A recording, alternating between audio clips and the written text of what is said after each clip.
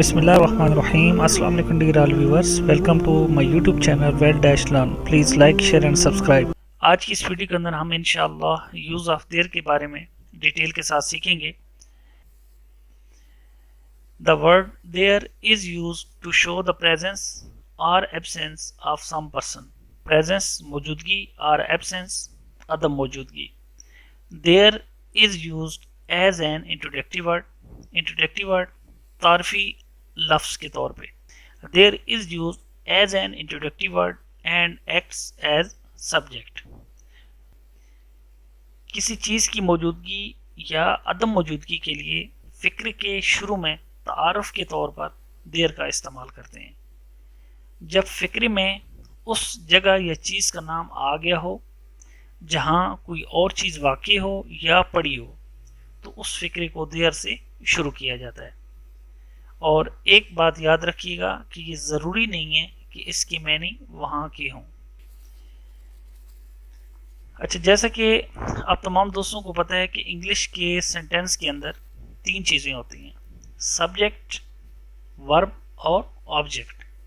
Subject, verb और object के बारे में मुकम्मल डिटेल के साथ वीडियो मौजूद है. डिस्क्रिप्शन में और आई बटन में लिंक मैं इसका दे दूंगा. अगर कुछ सिंपल सेंटेंस ऐसा है कि जिसमें सब्जेक्ट या ऑब्जेक्ट मौजूद नहीं है तो वहाँ पे आप किस चीज़ का इस्तेमाल करेंगे? देयर का. तो देयर इस्तेमाल होगा एज ए सब्जेक्ट या एज ए ऑब्जेक्ट. और इस देयर को आप चाहें तो फिक्रे के शुरू में रखें यानी कि सब्जेक्ट के तौर पे, या आप इसको फिक्रे के आखिर में यानी कि ऑब्जेक्ट के तौर पे रखें. यानी कि ये इसकी पोजीशन आप चेंज कर सकते हैं. देयर की पोजीशन सब्जेक्ट के तौर पे रखें या ऑब्जेक्ट के तौर पे वो आप कर सकते हैं. एग्जांपल में मैं आपको मज़ीद इसको समझाता हूँ. जैसे एक एग्जांपल देखें. एक लड़का था. There was a boy. There was a boy. इसी को अगर आप लिखते हैं अ बॉय वाज देयर तो भी दुरुस्त है.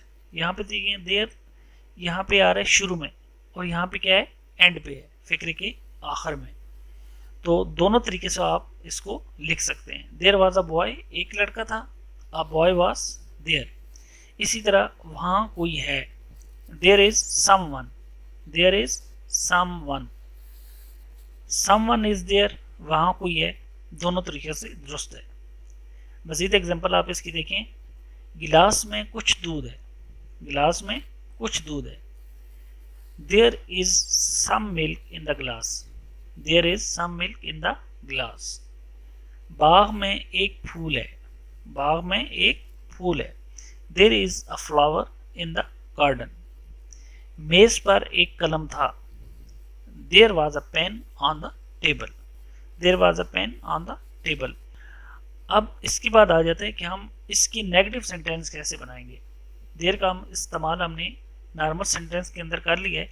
अब जब हम नेगेटिव इसके सेंटेंस बनाएंगे तो फिर क्या होगा. उससे पहले मैं आपको एक चीज़ बताता चलूँ कि there is, there was singular के तौर पे यूज़ हो रहा है.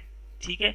इसी तरह अगर आ जाता है देयर आर, देयर वर, तो वो प्लूरल के तौर पे आप इस्तेमाल कर सकते हैं. जैसे there were many pens on the table. मेज पर बहुत सारे कलम थे. There is a flower in the garden. बाग में एक फूल है. There are flowers in the garden. बाग में फूल हैं. There were flowers in the garden. बाग में फूल थे. तो इस तरीके से आप इसकी सिंगुलर और प्लूरल के साथ एग्जाम्पल खुद से बना सकते हैं. अब हम बात करते हैं इसके नेगेटिव सेंटेंस की कि इसकी मनफी फिक्रात हम कैसे बनाएंगे. नॉर्मली आपको पता होगा कि जब हम इंग्लिश के अंदर नेगेटिव सेंटेंस बनाते हैं तो हम नॉट का यूज़ करते हैं, NOT नॉट. लेकिन ऐसे सेंटेंस के अंदर हम सिर्फ और सिर्फ NO यानी कि नो का इस्तेमाल करेंगे. No is added after. No is added after is, am, are, was, were वगैरह जो भी यहाँ पे आपका ये वर्ब यूज़ हो रहा होगा उसके बाद आप नो का इस्तेमाल करेंगे तो आपका नेगेटिव सेंटेंस बन जाएगा. जैसे एग्जांपल देखें आप इसकी. नॉर्मल सेंटेंस क्या होगा? There is book on the bed. और negative sentence there is no book on the bed. हमने इसके बाद नो का इस्तेमाल कर लिया. इसी तरह अगर वाज है, there was no book on the bed. There were no books on the bed. There are no books on the bed, तो आप सिंगुलर या प्लूरल के साथ इस्तेमाल कर सकते हैं। सिंगुलर या प्लूरल दोनों सूरतों में आपने जो भी यहाँ पे हेल्पिंग वर्ब यूज कर रहे होंगे, इज, आर, वाज, वर वगैरह, उसके बाद आपने नो का यूज करना है। अच्छा, चिड़ियाघर में शेर नहीं था, चिड़ियाघर में शेर नहीं था। There was no lion in the zoo, देखें अब वाज है, वाज के बाद हमने किसका इस्तेमाल किया, नो का। There was no lion in the zoo. दरिया पर पुल नहीं था, there was no bridge, was के बाद नो का इस्तेमाल। There was no bridge over the river, दरिया पर पुल नहीं है, there is no bridge over the river. Lahore में कोई पहाड़ी नहीं है, there is no hill in Lahore, वही हमने यहाँ पे वास के बाद नो लगा लिया, यहाँ इसके बाद नो लगा। बिस्तर पर कोई किताब नहीं, बिस्तर पर कोई किताब नहीं। There is no book on the bed, there is no book on the bed. तो ये तमाम सेंटेंस इसकी होगी नेगेटिव सेंटेंस। इसी तरह आप खुद से भी बना सकते हैं, इस्तेमाल आपने करने हैं नो, एन ओ, नो। इसके बाद आ जाते हैं सवालिया फिकरात, इंटरोगेटिव सेंटेंस। सवालिया फिकरात हम कैसे बनाएंगे? In interrogative sentence is, am, are, was, were, etc are placed in the beginning of sentence.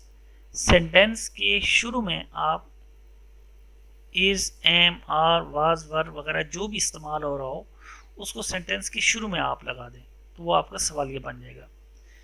सवालिया फिक्रात बनाने के लिए आप क्या करेंगे, is, am, are, was, were वगैरह को फिक्रे के शुरू में लगा देंगे और आखिर में क्या लगा देंगे, क्वेश्चन मार्क यानी कि सवालिया निशान। इसकी एग्जांपल देखते हैं। क्या घोंसले में परिंदे थे? अब चूंकि थे का अपना वर्ड आ रहा है तो इसके लिए हम वर यूज करेंगे, और परिंदा नहीं है बल्कि परिंदे हैं, ज्यादा की बात हो रही है तो इसलिए हमने वर यूज किया है। Were there birds in the nest, were there birds in the nest. और अगर आप कहते हैं कि घोंसले में परिंदे थे, there were birds in the nest. इसी का हमने जब क्वेश्चन सवालिया इसका फिक्रा बनाया तो क्या किया हमने, वर को सेंटेंस के शुरू में ले आए। Were there birds in the nest. क्या मेज पर कोई किताब थी? इंटरोगेटिव है, सवालिया सेंटेंस है। पहले आप इसका नॉर्मल बना लें। There was book on the table, there was any book on the table. क्या मेज पर कोई किताब थी? अब चूंकि ये इंटरोगेटिव है तो इसलिए हमने वाज को सेंटेंस के शुरू में ले आना है। Was there any book on the table. क्या टोकरी में कोई फल है? पहले आप नॉर्मल बनाएं, टोकरी में कोई फल है। There is any fruit in the basket. अब क्वेश्चन क्या हो रहा है, क्या टोकरी में कोई फल है? तो आपने इस को सेंटेंस के शुरू में रख लेना है। Is there any fruit in the basket. आपको कहता है कि नहीं भाई टोकरी में कोई फल नहीं है, तो आप क्या कहेंगे, there is no fruit in the basket. अच्छा, यहाँ पे नॉर्मल मैंने आपको बताया था कि हम नेगेटिव सेंटेंस के लिए एन और नो यूज करते हैं। अब जैसे फर्ज किया है कि वहाँ कुछ है, या आप इसको कह सकते हैं कोई तो बात है, कोई तो बात है। इसके लिए जो ट्रांसलेशन होगी वो होगी there is something, there is something, कोई तो बात है। अब जब हम इसका नेगेटिव सेंटेंस बनाएंगे तो हम ये नहीं लिखेंगे देयर इज नो समथिंग, बल्कि इसके लिए हम यूज करेंगे देयर इज नथिंग। नथिंग जो है ये आपका नेगेटिव के तौर पे आएगा, वहाँ कुछ नहीं है, कोई बात नहीं है। और जब आप इसका इंटरोगेटिव बनाएंगे, सवालिया बनाएंगे, तो आप एनीथिंग का यूज करेंगे।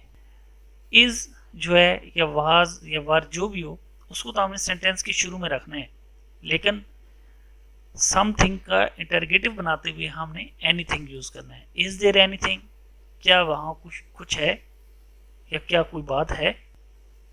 इसी तरह एक और एग्जांपल देखें, कोई है, there is someone, there is someone. अब इसके जब आप नेगेटिव बनाएंगे तो नेगेटिव के लिए क्या करेंगे, लिखेंगे there is no one, there is no one, कोई नहीं है भाई। अच्छा, अब जब आप इसका इंटरगेटिव बनाएंगे तो क्या करेंगे, इसको सेंटेंस के शुरू में ले आएंगे और ना समवन यूज करेंगे ना आप नो वन यूज करेंगे, बल्कि क्या यूज करेंगे, एनीवन। इज देयर एनीवन, क्या वहां कोई है, कोई है, देयर इज समवन, कोई नहीं है, देयर इज नो वन, क्या वहां कोई है, इज देयर एनीवन। तो क्योंकि आपने खुद से बहुत सारी एग्जाम्पल लिखनी है, फिर उनकी ट्रांसलेशन करनी है, तो फिर इंशाअल्लाह आपको ये तमाम चीज़ें मुकम्मल तौर पे समझ में आ जाएंगी। तो अगर ये वीडियो आपको अच्छी लगी हो तो उस चैनल को सब्सक्राइब कर दें, वीडियो को लाइक कर दें, इसे अपने दोस्तों के साथ शेयर कर दें। Thanks for watching this video. Please like, share and subscribe. Comment section में अपनी राय का ज़रूर इज़हार कीजिएगा। मिलते हैं नेक्स्ट वीडियो में, तब तक अपना बहुत सारा ख्याल रखिएगा। अल्लाह हाफिज़।